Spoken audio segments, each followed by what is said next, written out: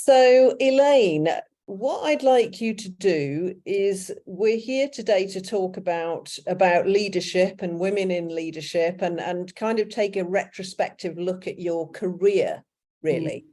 Yeah. And for me, knowing you as a long-term friend, and we've often sort of informally advised each other on our work situations, to me, you know, what's been amazing about you is you've been able to have 3 children and then go back to work and rise in the ranks in the way that you did. So you went from just started off being a standard English teacher, and then you went into special needs, special education, and you rose to being, what was your last title, Elaine, before you retired? What was that title? You were CEO? Yeah, CEO of an academy trust, a trust of 3 schools. Yeah. Okay. So just talk me through there from the beginning of your career, from the beginning of your teaching career, and just give us the ladder, the little steps that happened for you. And if you can intersperse that too with the birth of your children, that would be quite good, I think, for other women to know. So just give us a little pen picture of from A to Z, as it were, of your kind of rise and where the children came in on each of that point. Does that make sense? Yes. So I started my career when I was about the age of 24, and I was an English teacher in a secondary school in Rochdale, and that followed a period then of moving to another school. So over the course of probably 3 years, my first 3 years of my career, 4 years of my career, I was an English teacher in 2 secondary schools. Then I made the decision, mainly because I found English teaching in large comprehensives quite challenging in terms of being able to know what your impact was on individual children. And I started to look at the special education route. And I was successful in getting my first job in what would be termed a special school for children with moderate learning difficulties when I was about 27. So before you just a couple of things there. What made you realize that the special thing was your interest? What do you think, looking back, sort of drew you to that? I think it might, to be fair, it might not have been the special at school in the first instance. And it was more about, in a secondary school, you've got a lot of churn in terms of your classes. So, and I was working in a school with 2 sites. So I was having to transfer from one site to the other within the school day, and pick up classes of which for some of them I didn't see them till the following week. And I thought, well, there must be another kind of education I could be involved in where I'm actually seeing the same children on more of a regular basis and having an impact on them. So I started then to look at special education, and I'd always had a sympathy for teaching children who were learning English as a second language, and some children who had special educational needs during my training. So I started to look in more detail, but I wasn't aware of the whole remit of what special schools meet. Okay. I was probably only aware at that point of children who had more moderate learning difficulties. Okay, so that's great. So it's the sort of continuity of care / education that sort of really attracted you into that area. And by this time, when you're moving into the special now education, you'd met your husband. Yeah, just sort of interspersing that personal with the professional. You met your husband in one of those first 2 secondary schools, didn't you, as an English teacher, because he's an English teacher. It was as an English teacher you met him, but then your career's sort of diversified in that sense from there. Is that right? That's right. And when I got the job in the special school, it was only a few months after that I actually found out that I was expecting my first child.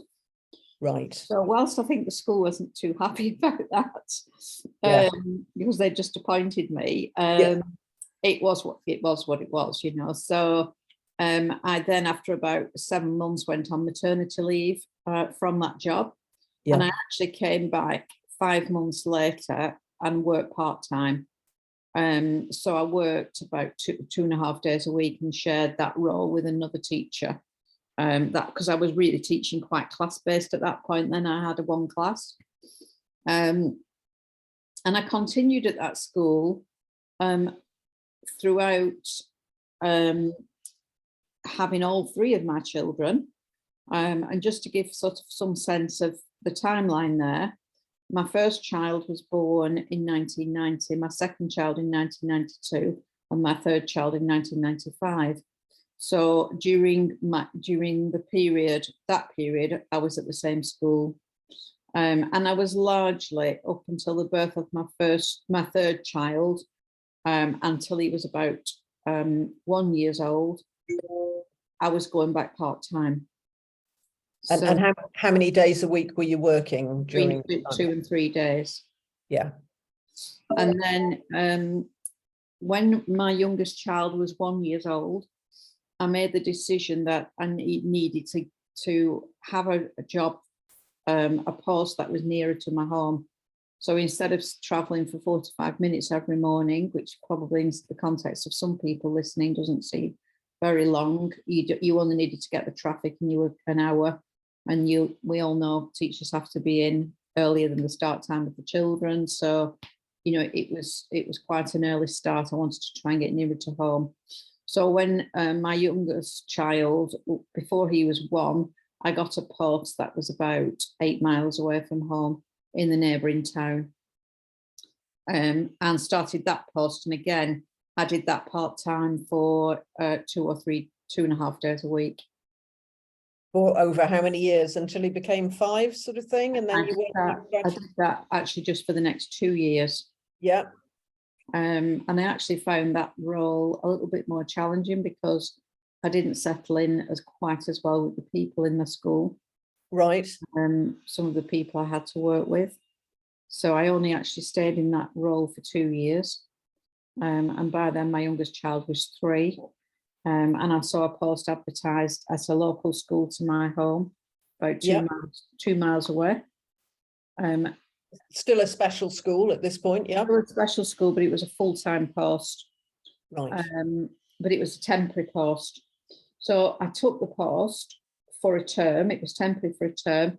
And I did that for the reason of really getting into the other school, knowing that ideally I wanted part-time. I was very successful at that post and they wanted me to do it permanently, full-time. But for the following year, I managed to persuade them to let me do it 4 days a week. Right. By then, that led to my son going to school. And just go on. And well, what I was going to say was just thinking about then those 3. You know, you've got your 3 young children, right, who at this stage are about, you know, with the youngest about going to school, so sort of 4, 5, 7, and 9, yeah. Mm. And you had a little bit of background support then, so let's just sort of look back at the sort of support that was going into to keep the family going. Elaine, just tell me a bit about that as well. Well, I do have a very supportive husband, but he also had quite a challenging role himself in schools. But obviously the advantage we did have was that during the holiday time we were all on holiday together, so there was no holiday care to think about for our children. We also had very supportive family in the sense of my husband's mother, my mother-in-law, and my husband's auntie. And throughout the preschool years, either my husband's auntie or his mum had looked after one or other children, sort of alternately, depending on who was at nursery and who was at home.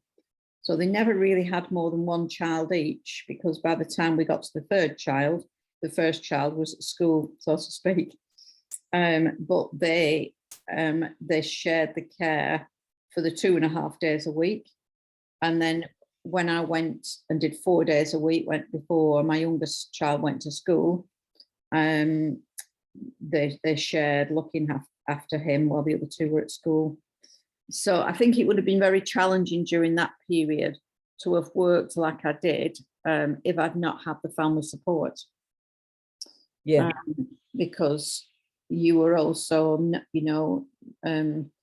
not having to find nurseries, not having to find as much, we did obviously financially compensate, but not the same as if we'd been paying for a private nursery. Sure. So it was definitely worthwhile doing that work.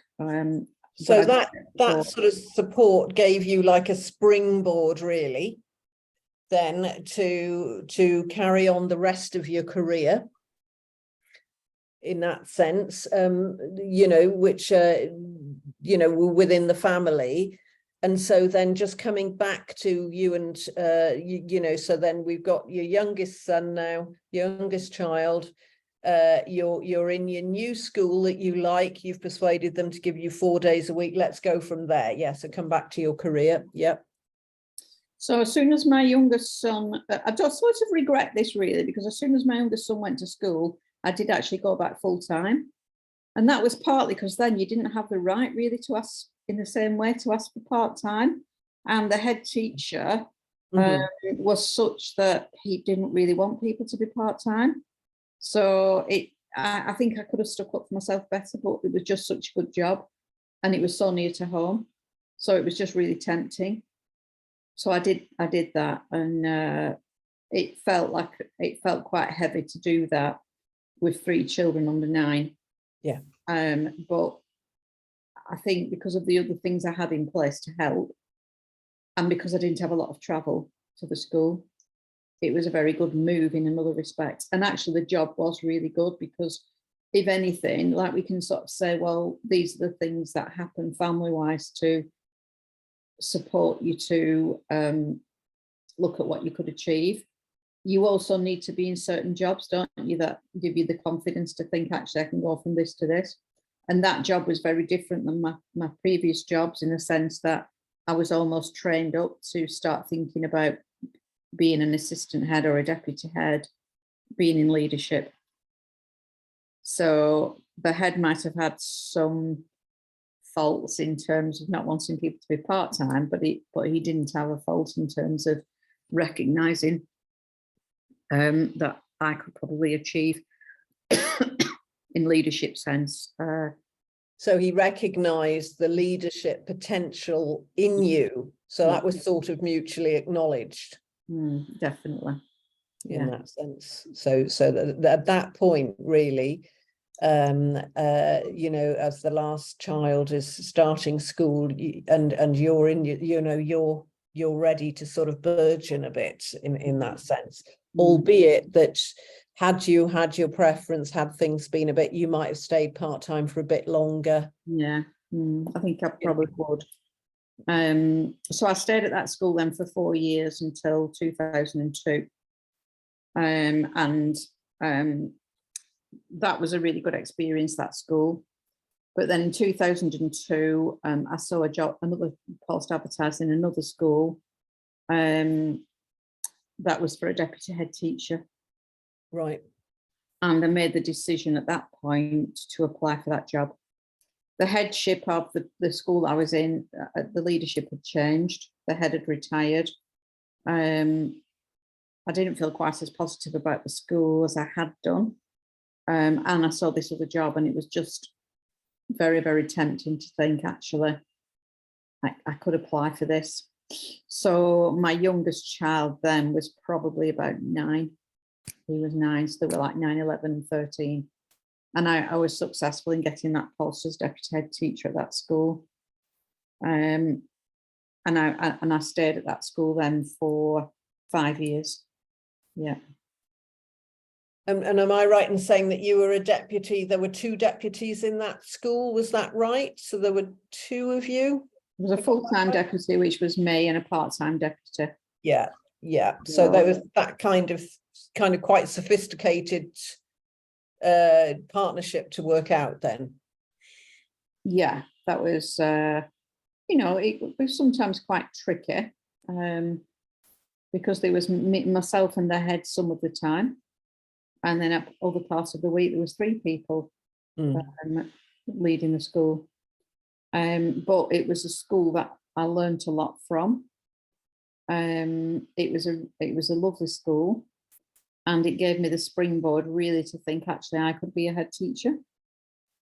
So it was a very positive experience, and it was literally like 2 miles from my house. So in terms of, I could still arrive at the school early without necessarily leaving the house terribly early. Whereas if you think about my first job in a special school, that was a lot more challenging, because that was almost an hour's travel. So already I'm thinking, as a woman, in sort of on her way up the scale, as it were, and the ladder, there are quite a lot of sophisticated challenges, aren't there, from being part-time and managing other halves of your post or other quarters or fifths, and then, being in a sort of a team that's gotten, full-time and half posts and so on.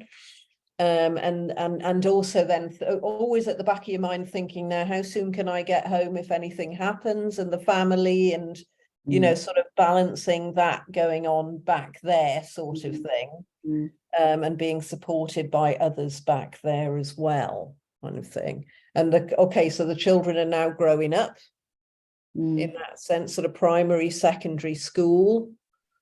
And then we're into your next move. So tell us then about your next move. So my next move was in 2007. Right. And that was a headship. And ironically, it was at the school that I'd previously worked in, the one that I said that I didn't really gel. Right. And that was because of particular people I had to work with at that time, most of them who were still there. But, in terms of confidence and ability to do the role, I felt that I had come a long way, and that was just something from the past. Yeah. And could easily be dealt with. And I knew that it would be a very good school to be head teacher of. So the current head teacher had been somebody who'd been quite pivotal in my career in the early days in special education. She was retiring. So she didn't have any hand in my appointment because she wasn't on the appointing panel or anything. But obviously I did know that she'd run that school, and I knew a lot about it. And it was interesting though, but my current boss at the time actually tried to put me off applying for it, and said they'll probably want a head teacher who's currently a head, because it's a bigger school. Right. Not like a startup, if you will, starter model. Yeah. But I think my view was, if you don't apply, you don't know, do you? You're not going to get it if you don't apply. Yeah. Or and that would be my advice to anybody. Don't be put off when other people tell you, yes, you might not get it, but it's a full good experience. So it was this second headship I'd gone for, because I'd actually gone for one earlier in another local town in about 3 months before. Actually, it was my third one now when I think about it. Yeah, I'd gone for that one, then a very small school, and hadn't got either of those, and then gone for this. So in some ways, it was the bigger of all the 3 schools, the biggest and the biggest job. So you could argue, well, I ain't got the other 2, probably wasn't going to get this one. But you just can't say.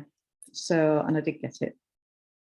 What made you think you could get it then, despite the kind of, your manager who might have had a vested interest in keeping you where you were? What do you think in your heart made you think, well, yeah, I can do this? What was that? I think I knew the school. So, and I also knew the current head teacher. So I felt confident that, and I knew a little bit about the school, and I'd also worked there previously. I also could understand why I hadn't got the other 2 jobs.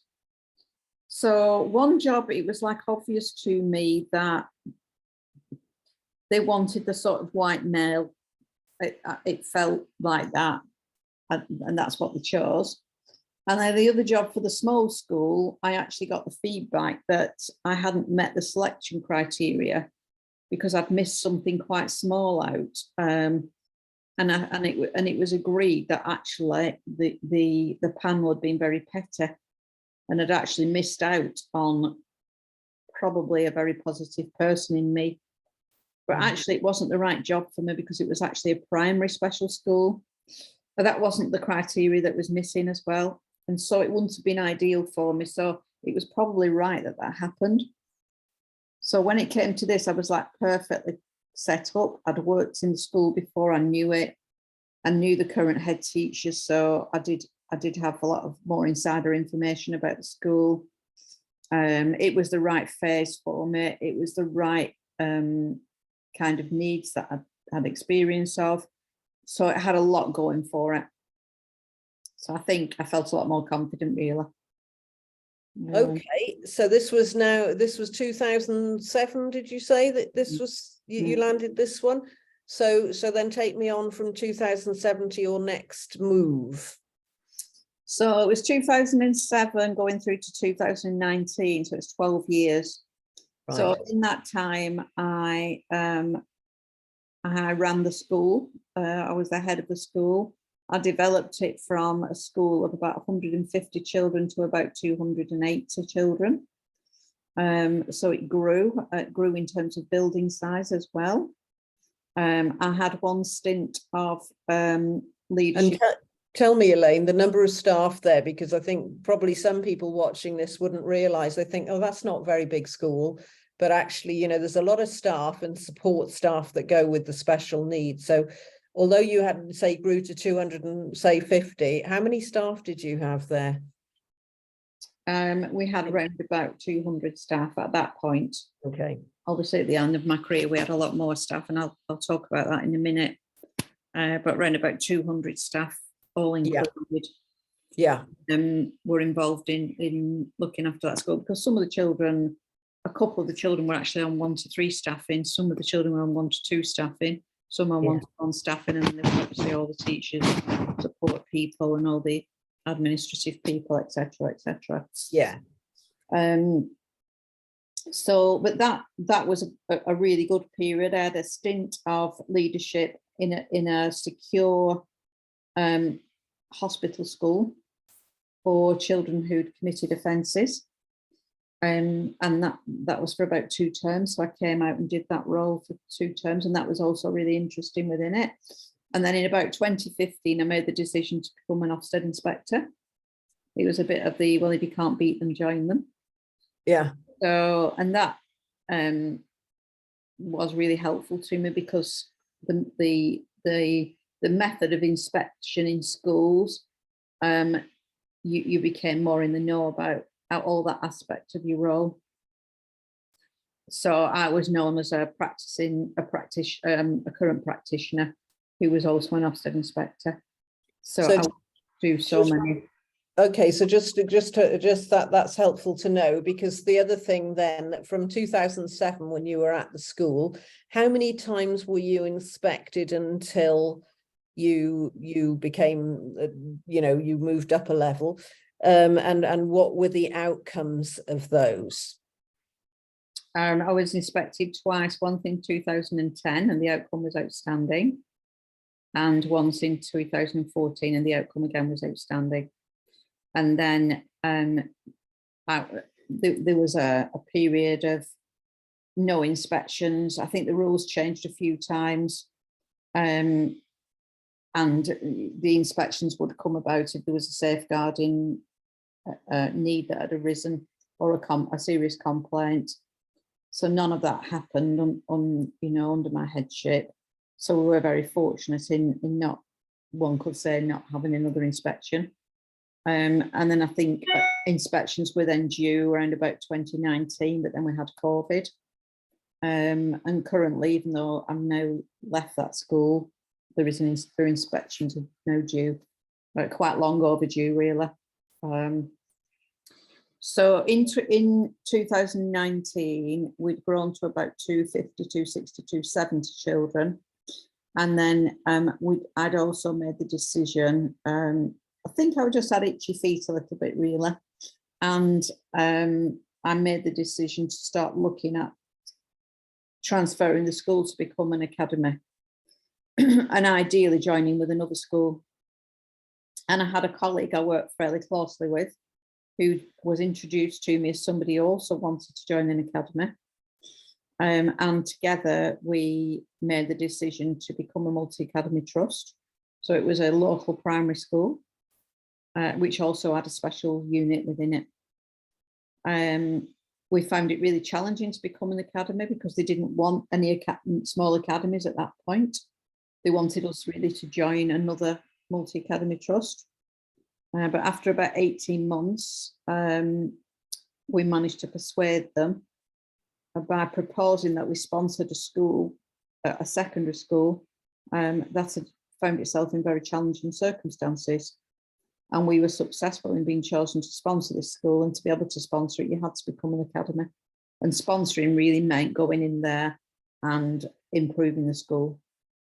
So that's quite interesting, isn't it? That makes me smile, an ironic smile, really, that the school, your sort of school, which was a special needs school, a special education, yeah.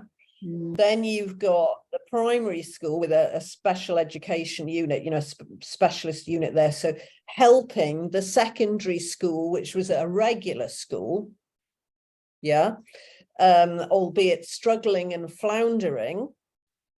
But with the help of those two schools, you know, I'm also aware that you took that school up from, what was the grade in the inspection to the recent grade? They got, so at the time that you took on that school. Well, because it was found itself in challenging circumstances, Yeah. It meant it was an inadequate school. Right. So and by the time you'd finished with it, what did you get it to? What did it have recently? It didn't have a grade because it hadn't been inspected. Yeah, but it's So just it been was inspected. it was inspected very recently under not under my leadership, and it got a good grade. Yeah, so it moved to good, but Mm. there was a lot of input there, wasn't there, from yourself and the primary school head in order to get it to, albeit you haven't been there for about a year and a half, that nevertheless. So it's just, I guess it's just interesting from, you know, that both the notion of sort of it was like the special schools who helped the regular schools to come up to standard in a way. Yeah. You know, I think my background as starting off as a mainstream English teacher sure. certainly helped, and leadership is leadership, isn't it?